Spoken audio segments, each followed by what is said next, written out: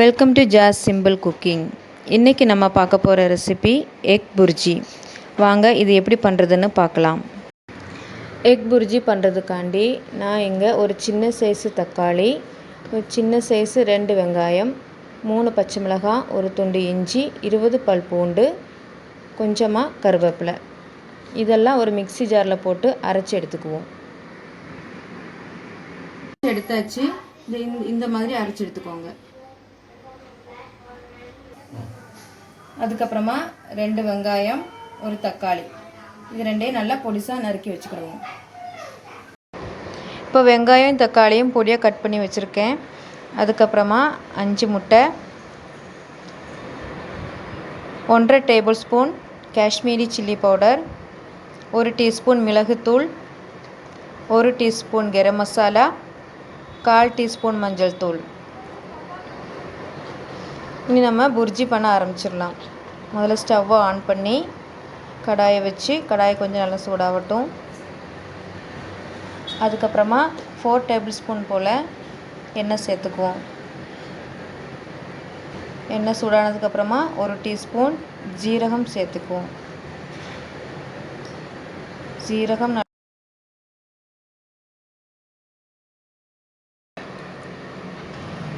சீரகம் நல்லா பொரிஞ்சு வந்ததுக்கப்புறமா பொடியாக கட் பண்ணி வச்சுருக்கிற வெங்காயத்தை சேர்ப்போம்.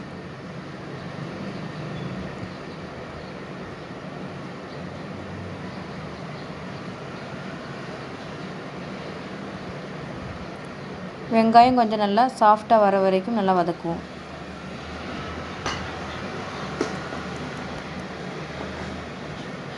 வெங்காயம் சாஃப்டாக வந்துடுச்சு. இப்போ நம்ம அரைச்சி வச்சுருக்கிற அந்த விழுதை போடுவோம்.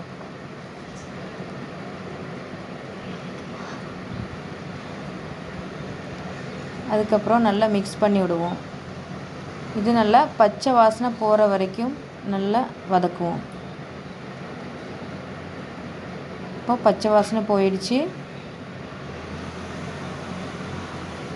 இப்போ நாம் இதில் பொடியாக கட் பண்ணி வச்சுருக்கிற தக்காளியை சேர்ப்போம்.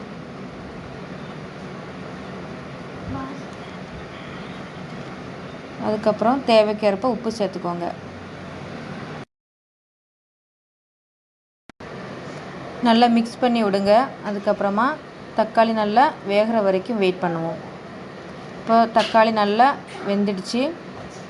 இப்போ நம்ம எடுத்து வச்சுருக்கிற மசாலாவை சேர்ப்போம். நல்லா மிக்ஸ் பண்ணி விடுங்க.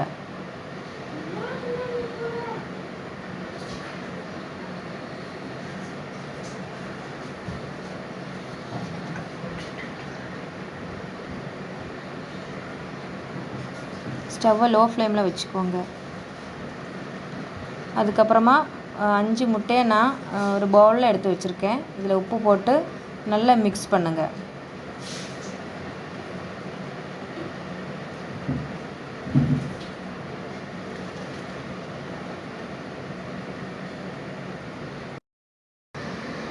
இப்போ நல்லா மிக்ஸ் பண்ணியாச்சு. இதை எடுத்து இப்போ நம்ம அந்த மசாலா செஞ்சு வச்சுருக்கோம்ல அதில் போட்டு நல்லா கிளறி விடுவோம்.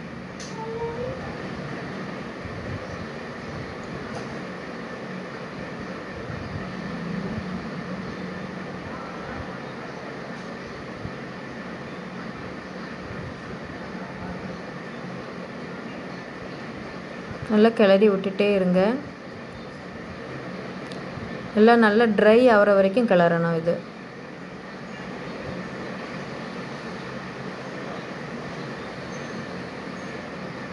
இப்போ கொஞ்சம் கெட்டியாக இருக்குது. இன்னும் நல்லா கிளறணும்.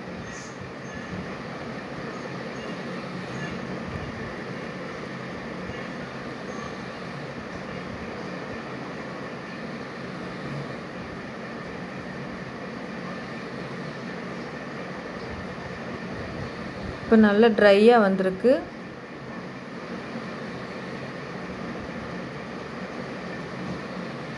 இது மாதிரி கொஞ்சம் உதிரியாக இருக்கணும்.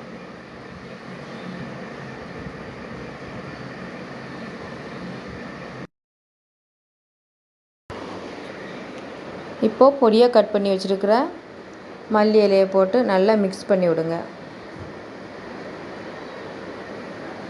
அவ்வளோதான், எக் புர்ஜி ரெடி ஆகிட்டு. இப்போ ஸ்டவ்வை ஆஃப் பண்ணிட வேண்டியது தான்.